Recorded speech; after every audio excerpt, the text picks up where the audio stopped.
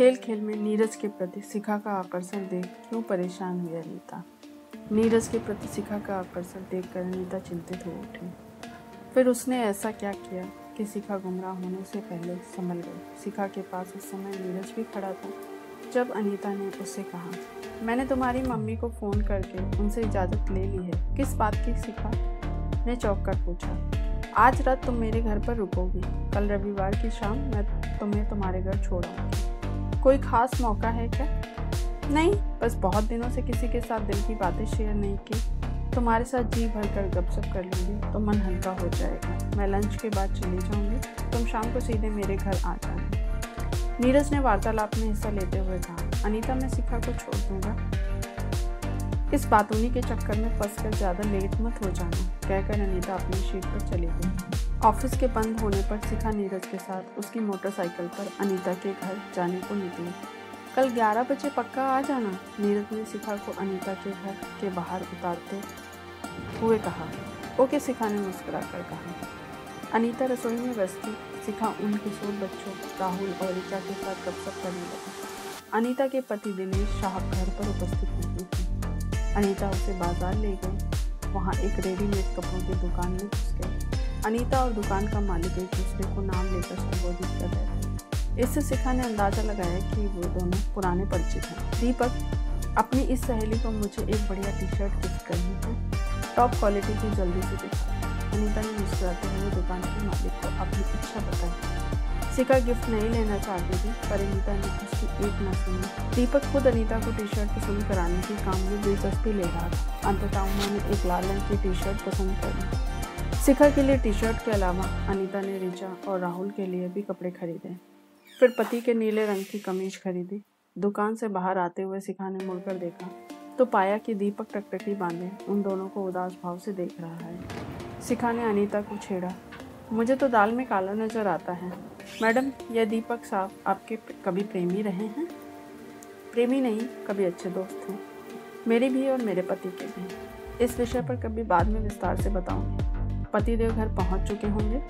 अच्छा, यह तो बता दीजिए कि आज क्या खास दिन है? घर पहुंचकर बताऊंगी, कहकर अनीता ने रिक्शा किया और घर आ गई। वे घर पहुंची तो दिनेश साहब उन्हें ड्राइंग रूम में बैठे मिले। शिखा को देखकर उनके होठों पर उभरी मुस्कान अनीता के हाथ में लिफाफों को देख फौरन गायब हो गई। तुम दीपक की दुकान में क्यों घुसी? कहकर उन्होंने अनीता को आग्नेय दृष्टि से देखा।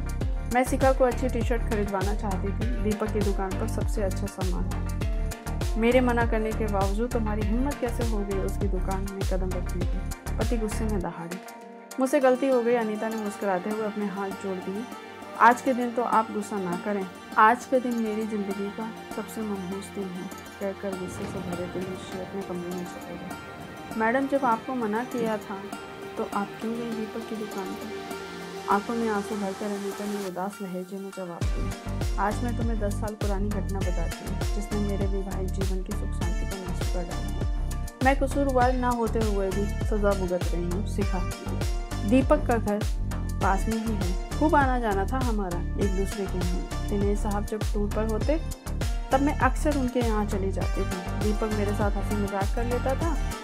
इसका न कभी दिनेश साहब ने बुरा माना न दीपक की पत्नी ने, क्योंकि हमारे मन में कोई खोट नहीं थी। एक शाम जब मैं दीपक के घर पहुंची तो वह घर में अकेला था। पत्नी अपने दोनों बच्चों को लेकर पड़ोसी के यहाँ जन्मदिन समारोह में शामिल होने गई। अपने गालों पर डलक आए आंसू को पोंछने के बाद अनीता ने आगे बताया, दीपक अकेले में मजाक करते हुए कभी कभी रोमांटिक हो जाता था। मैं सारी बात को खेल की तरह से लेती, क्योंकि मेरे मन में रत्ती भर खोट नहीं था। दीपक ने भी कभी सभ्यता और शालीनता की सीमाओं को नहीं तोड़ा था। दिनेश साहब टूर पर गए हुए थे, उन्हें अगले दिन लौटना था, पर वे एक दिन पहले लौट आए। मेरी सास ने जानकारी दी कि मैं दीपक के घर गई हूँ। वह तो सारा दिन वहीं पड़ी रहती है। ऐसी झूठी बात कहकर उन्होंने दिनेश साहब के मन में हम दोनों के प्रति शक का बीज बो दिया। उस शाम दीपक मुझे पियक्कड़ों की बारात की घटनाएं सुनाकर खूब हंसा रहा था। फिर अचानक उसने मेरी प्रशंसा करनी शुरू कर दी। वह पहले भी ऐसा कर देता था, पर उस शाम खिड़की के पास खड़े दिनेश साहब ने सारी बातें सुन ली। उस शाम से उन्होंने मुझे चरित्रहीन मान लिया और दीपक से सारे संबंध तोड़ लिए, और मैं अपने माथे पर लगे उस झूठ के कलंक के धब्बे को आज तक धो नहीं पाई हूँ। यह तो गलत बात है मैडम। दिनेश आपको आपकी बात सुनकर अपने मन से गलतफहमी निकाल देनी चाहिए थी, शिखा ने हमदर्दी जताई। वे मुझे माफ़ करने को तैयार नहीं हैं। वो मेरे बड़े हो रहे बच्चों के सामने कभी भी मुझे चरित्रहीन होने का ताना देकर बुरी तरह शर्मिंदा कर देते हैं। यह तो उनकी बहुत गलत बात है मैडम। मैं खुद को कोसती हूँ शिखा कि मुझे खेल खेल में भी दीपक को बढ़ावा नहीं देना चाहिए था। मेरी उस भूल ने मुझे सदा के लिए अपने पति की नज़रों में गिरा दिया था। जब आपको पता था कि दिनेश साहब बहुत गुस्सा होंगे, तब आप दीपक की दुकान पर क्यों गई? शिखा के इस सवाल के जवाब में अनीता खामोश थी। उसकी आंखों में अर्धपूर्ण अंदाज में झांकने लगी। कुछ पल खामोश रहने के बाद शिखा सोचपूर्ण लहजे में बोली, मुझे दिनेश साहब का गुस्सा, उनकी नफरत दिखाने के लिए आप जानबूझकर दीपक की दुकान से खरीदारी करके लाई है ना? मेरी आंखें खोलने के लिए आपने ऐसा किया है ना? हाँ शिखा। अनीता ने झुककर शिखा का माथा छू लिया। मैं नहीं चाहती कि तुम नीरज के साथ प्रेम का खतरनाक खेल खेलते हुए मेरी तरह अपने पति की नज़रों में हमेशा के लिए गिर जाओ। मेरे मन में उसके प्रति कोई गलत भाव नहीं है मैडम। मैं भी दीपक के लिए ऐसा ही सोचती। देखो, तुम्हारा पति भी दिनेश साहब की तरह गलतफहमी का शिकार हो सकता है। तब खेल खेल में तुम भी अपने विवाहित जीवन की खुशियाँ खो बैठोगे। तुम अपने पति से नाराज होकर मायके में रह रही हो। यूँ दूर रहने के कारण पति के मन में पत्नी के चरित्र के प्रति शक ज़्यादा आसानी से पकड़ लेता है। पति के प्यार का खतरा उठाने से बेहतर है ससुराल वालों की जली कटी बातें और गलत व्यवहार सहना। तुम फौरन अपने पति के पास लौट जाओ शिखा। अत्यधिक भावुक हो जाने से अनीता का गला रुक गया। मैं लौट जाऊंगी, शिखा ने दृढ़ स्वर में अपना फैसला सुना है। तुम्हारा कल नीरज से मिलने का कार्यक्रम है? हाँ। उसका क्या करोगी? शिखा ने पर्स में से अपना मोबाइल निकाल कर उसे बंद कर कहा, आज से ये खतरनाक खेल बिल्कुल बंद। उसकी झूठी सच्ची प्रशंसा अब मुझे गुमराह नहीं कर पाएगी। मुझे बहुत खुशी है कि जो मैं तुम्हें समझाना चाहती थी वह तुम ये समझ रही हो। अपनी उदासी को छिपाकर अनीता मुस्कुरा उठी। मुझे समझाने के चक्कर में आप तो परेशानी में फंस गई शिखा, अफसोस से भरे। लेकिन तुम तो बच गई। चलो खाना खाएं।